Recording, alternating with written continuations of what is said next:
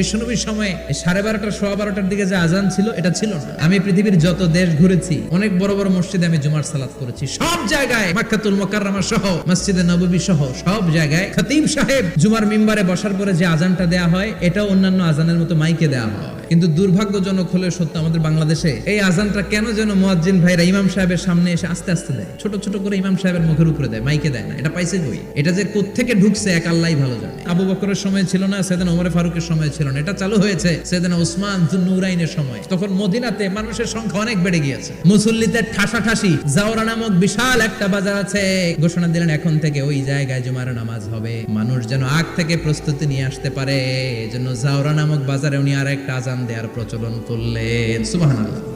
সেখান থেকে আজ অবধি আমরা এই অতিরিক্ত আজানটা দিয়ে থাকি। এটা নবীর সুন্নাত না, এটা সাহাবীর সুন্নাত। বিশ্ব নবীর সুন্নাহ মেনে নেওয়া যেমনি আবশ্যক, 4 খলিফার থেকে পাওয়া সুন্নাতগুলো মেনে নেওয়া আবশ্যক।